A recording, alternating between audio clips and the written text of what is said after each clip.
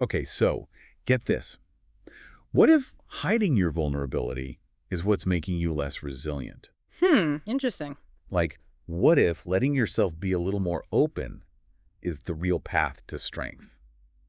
That's what we're diving into today. Yeah, that's a fascinating paradox, isn't it? Yeah, It seems like our sources are saying that our culture equates vulnerability with weakness, right. when it could actually be a key ingredient for building Yeah, resilience. both individually and in our relationships, right? Exactly. Yeah. Okay, so we've got all this research and personal stories, Right. some super relatable, some bit more academic, Yeah. but they all point to this idea that vulnerability might actually be our best friend, not the enemy. Absolutely. One thing that really stood out to me was the discussion of self-compassion. Uh-huh. A lot of us are way too hard on ourselves, Oh, yeah. and that can lead to like this mental Oh, shutdown. tell me about it. I'm the queen of mental replays, Mhm. agonizing over every little mistake. Yeah. But, I mean, the sources say that beating ourselves up can actually make us more prone to burnout, not less. Exactly. Yeah. It's like we're flooding our system with negativity, Yeah. and it just short circuits our ability to bounce back. There's even some research that shows a link between self-criticism and anxiety and depression. Wow. So being kinder to ourselves isn't just about, like, feeling good. Right. It's actually crucial for our mental health. hmm But how do we actually do that? Like, how do we be kinder to ourselves when we're so used to being our own worst critic? Well, I don't think it's about letting ourselves off the hook for bad behavior Right. or ignoring areas where we need to grow. It's more about finding that sweet spot between constructive self-reflection Yeah. and just destructive self-criticism. So it's more like, hey, I messed up, Right.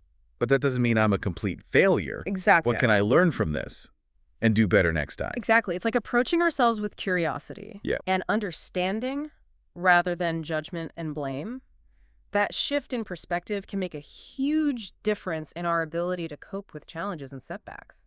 That makes a lot of sense. So now, how does all this vulnerability play out in our relationships? Yeah, I mean, letting our guard down can feel pretty risky. definitely. That's where the source uses this really powerful analogy of a trust fall. Oh, yeah. You literally fall back Yeah. and trust someone to catch you. Oh, that's terrifying. I don't even like watching other people do it, but Yeah. I get the connection to vulnerability. Right. It is about taking that leap of faith, Right. trusting someone with our emotions, our Yeah. fears, our insecurities. And when that trust is reciprocated, it can create a really strong bond. Hmm. Research even shows that when people feel safe and supported in their relationships, Yeah. they have lower levels of the stress hormone cortisol Oh, and increased levels of oxytocin, which is a God. bonding hormone. Oh, wow. So basically, vulnerability can actually make us feel safer in our relationships. Potentially. Yeah. That's kind of counterintuitive, but I like it. Like, what happens when that trust is broken? When someone betrays our confidence or doesn't handle our vulnerability with care. Right. That's the double-edged sword of vulnerability, isn't it? It Yeah. can build incredible trust and Yes. intimacy, but it also creates that potential for hurt Hmm. and disappointment. And when that happens, it can be really tough to open ourselves up again in the future. I think we've all been there. It's like you get burned once, you're afraid to go near the fire again. Exactly. And that's why it's so important to be mindful about who we choose to be vulnerable with. Right. It's not about being an open book to everyone we meet. Yeah. It's about finding those people who have earned our trust Right. and who we know will handle our vulnerability with respect and care. And maybe starting small, right? Yeah. Like sharing little bits of ourselves and seeing how people respond hmm before we go all in on the vulnerability trust fall. Exactly. It's about building those vulnerability muscles gradually. And, there's this one story in the sources Mhm. that really highlights how complex vulnerability is, especially when we're trying to communicate across cultures. Oh, yeah. The one where they felt completely misunderstood because of a language barrier. Exactly. Yeah. That one really resonated with me. It just goes to show how challenging it can be to express our true selves, Right. even when we're really trying. Yeah. And it makes you wonder, like, how often do we misinterpret each other's intentions Hmm. or feelings because we're not speaking the same language, Right. even when we're technically speaking the same words? That's such a good point. Like, Yeah. even if we're not dealing with a literal language barrier, Yeah. we all have our own emotional dialects, right? And learning to speak each other's language, emotionally speaking, requires a lot of vulnerability and patience. Absolutely. And I think that's where resilience comes in. Yeah. Because navigating those communication breakdowns, those moments of feeling misunderstood or hurt, it requires a certain level of inner strength Right. and flexibility. So how do we get better at that? Like, Mhm. how do we develop that resilience muscle Mm, to handle those inevitable bumps in the road, right. whether it's in our relationships or just life in general? Well, the sources suggest that instead of trying to ignore or suppress difficult emotions, we should actually lean into them. It's about taking in the pain and processing it rather than pretending it doesn't exist. That makes sense. It's like trying to hold a beach ball underwater. You can push it down for a while, but it's just going to pop up somewhere else with even more force. Exactly. And when we try to suppress our emotions, they often come out in unhealthy ways, like Mhm. anger, anxiety, or even physical symptoms. Interesting. So the key is to learn how to process those emotions in a healthy way. Okay, I'm intrigued. So how do we actually process emotional pain? What does that even look like? It's about acknowledging the feeling, allowing ourselves to experience it fully, without judgment, and then asking ourselves, okay, what's causing this feeling? What can I learn from this? What actions can I take to move forward? So it's not about like dwelling in negativity, but it's about using those emotions as fuel for growth and resilience, which brings us to a really important question. Yeah.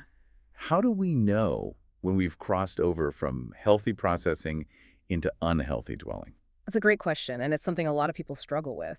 The sources suggest that initially it's okay to indulge in the negative emotion, just fully acknowledge it and experience it. It's like allowing yourself a moment to grieve or to be angry, to feel whatever it is you need to feel. But then what? How do we move from indulgence to processing? The key is to shift from passively experiencing the emotion to actively engaging with it. Okay. It's about asking those tough questions. What's causing this? What can I learn from this? What actions can I take to move forward? So it's not about suppressing the emotion, but it's also not about letting it control us. Right.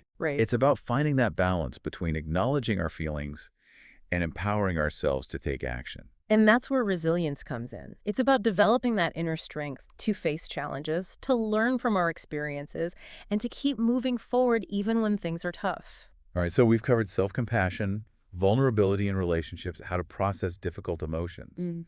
But there's one more piece to this puzzle: the impact of witnessing vulnerability in others. Hmm.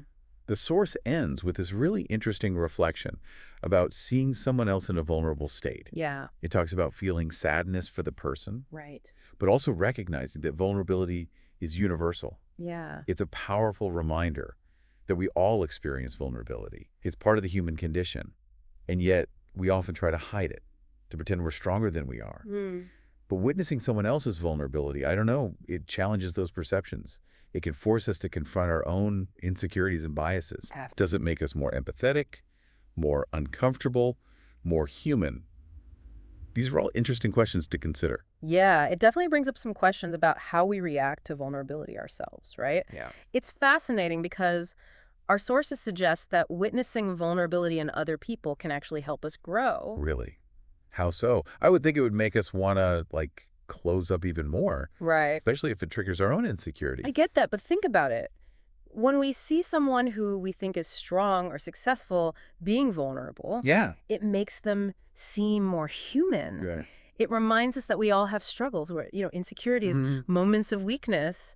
And when we realize that, it can be incredibly liberating. It's like it takes the pressure off of having to be perfect all the time, Right. which, let's be honest, is impossible anyway. It helps us embrace our imperfections Mm. and see them not as flaws, but as part of what makes us unique. And that self-acceptance is a crucial foundation, isn't it? Yeah. When we're comfortable with who we are, flaws and all, we're less likely to be thrown off balance by challenges or setbacks.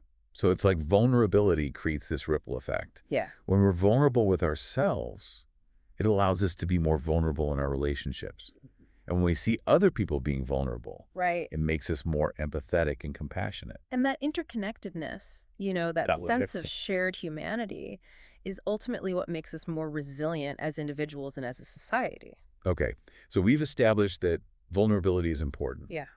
but it's still scary for a lot of people. Sure. Do the sources offer any tips on how to actually get better at being vulnerable? One thing that stood out to me was that they emphasize taking small steps. We don't have to suddenly tell everyone everything about ourselves. Right. It's about starting with small acts of vulnerability, like sharing a story with a close friend. or asking for help when we need it, Right. or even just admitting that we don't have all the answers. I love that. It takes the pressure off and makes vulnerability seem much more approachable. Right. It's like working out those vulnerability muscles gradually, like we would with any other skill. Yeah. And the more we practice, the more comfortable and natural it becomes. Exactly. And the more we realize that vulnerability isn't about weakness, Right. it's about courage.